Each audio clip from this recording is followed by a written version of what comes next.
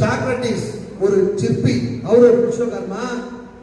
நேதாஜி சுபாஷ் சந்திரபோஸ் தூஸ்டாவை சேர்ந்த ஒரு விஸ்வகர்மா. ஆனால் என்னதான் விஸ்வகர்மா சமுதாயத்தை சேர்ந்தவர்கள் உலகத்திலே உயர்ந்த அறிவாற்றலாக இருந்தாலும், உலகத்திலே அறிவு ஞானமாக பிறந்தவர்களாக இருந்தாலும், அவர்கள் அறிவிலை உயர்ந்தவர்களாக இருக்கிறார்கள். எந்த மாற்றமும் இல்லை. அறிவிலை உயர்ந்தவர்கள் கலைகள் 63 கலைகளும் அவர்களுக்கு அடிமையாக இருக்கிறது. அதுல எந்த மாற்றம் இல்லை.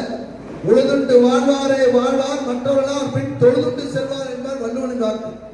ஆனால் அந்த உழுது தொழிலுக்கு ஏற்கலப்பை மேற்கொண்டு மம்முட்டி கடப்பாரை அடித்து கொடுத்தது கம்மாளன். அதில் யாராலையும் மாற்ற முடியாது. இன்று கீழடி நாகரிகம் தான் தமிழருடைய ஆரம்பரிய நாகரிகம் என்று சொல்லப்படுகிறது. ஆனால் அந்த தமிழருடைய நாகரிகத்துக்கு அரிச்சூடியாக எது கிடைத்தது, எது ஆதாரமாக கிடைத்தது? அன்றைய காலகட்டத்திலே கல் தோன்றா மண் தோன்றா காலத்திலே மூத்த குடியாக பிறந்த கம்மாளக்குடி பூமிக்கடியில போய் தங்கத்தை எடுத்து தங்க அலிகளை செஞ்சதுதான் ஆதாரமாக கிடைச்சது. மறுக்க முடியுமா? பூமிக்கடியில இரும்பு எக்குன்னு இருக்கிறது யாரு கண்டுபிடிச்சா? விஸ்வகர்மா. இரும்பு எடுத்தா வேல் செஞ்சான், மரம் எடுத்தா தேர் செஞ்சான், கல் எடுத்தா கடவுளையை செஞ்சான், தங்கம் எடுத்தா தாலி செஞ்சான், தாமரம் எடுத்து இன்னைக்கு கண்ணார் சமுதாய பாத்திரம் செஞ்சான். இதெல்லாம் பெருமைகளை சொல்லிக்கலாம். பெருமை எதற்குமே உதவாத ஒரு நேரத்தில் அதெல்லாம் சொல்லப்படாத இடத்துல பெரியவங்கெல்லாம் இருக்கிறாங்க. நான் போன வேண்டிங்கன்னா நான் கண்ணமானிக்கல பேசி போடுவேன். நான் கொஞ்சம் இங்க கொஞ்சம் மரியாதையை கரெக்டா தான் பேசுவேன். அதாவது எந்த ஒரு விஷயத்தையுமே புரிந்து கொள்ளாமலேயே புரிந்தது போல, தெரிந்து கொள்ளாமலே தெரிந்தது போல, எல்லாம் தெரிந்தது போல இருப்பதனால்தான் நமக்கு இவ்வளவு இழிநிலை வந்திருக்கு. இது ஒரு இழிநிலை தான். 234 சட்டமன்றத்தில் ஒரு சட்டமன்ற உறுப்பினர் கூட நம்ம இல்ல. அதை எல்லாரும் தெரிஞ்சுக்கணும். முன்னாள் அமைச்சர் ராஜேந்திர பாலாஜி விஸ்வகர்மா சமுதாயத்தை வைத்து அவர் அமைச்சராக மாவட்ட செயலாளர், அவருடைய கடின உழைப்பு சுய உழைப்பினால் அவர் முன்னுக்கு வந்தார். யாராச்சும் அவர் போய் ராஜபாளையத்தில் பிரச்சாரம் பண்ணாங்க நம்ம சமூக மக்கள்? இல்லையே. அதனாலதான் அவர் அதிமுக அமைச்சராக தான் இருப்பார். எல்லா சமூகத்தில் இருக்கிற ஒரு சிலருக்கு ஒரு ஏக்கம் இருக்குது, இந்த சமுதாயத்தை ஒன்றுபடுத்தணும், ஒற்றுமைப்படுத்தணும். நான் ஒண்ணு சொல்லுகிறேன், எல்லா சமுதாயத்திற்கும் ஒரு தலைவர் இருக்கிறார் என்றால் அதுக்கு ஒரு பொருளை நீங்க உணர்ந்துக்கணும்.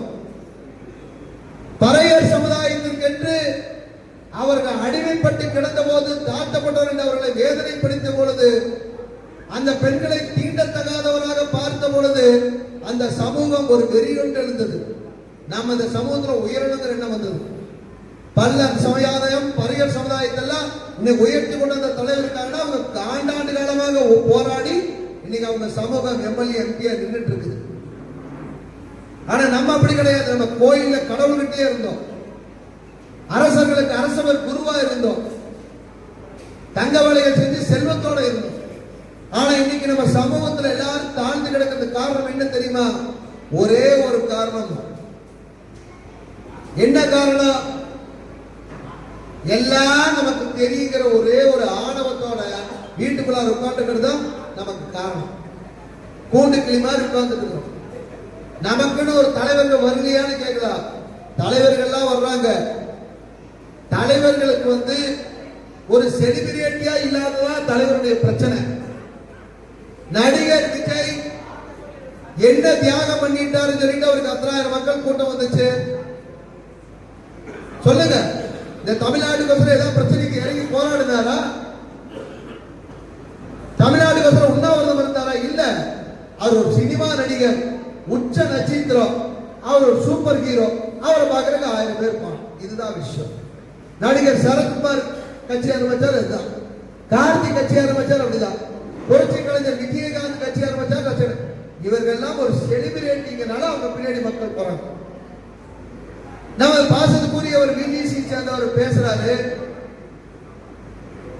விஸ்வசிவகுமாருடைய உழைப்பு பாபுஜி சாமி முழுமையா அறிந்து கொள்வேன். அவர் கன்னிராசி உத்தர நட்சத்திரம். 2014 அவரோட மீட்டிங்ல நிறைய வீட்டில் ஆசிரியர் சொல்லுவேன், நான் சமூகத்தை கூப்பிடாதீங்க, ஏன்னா நான் பொதுவான ஒரு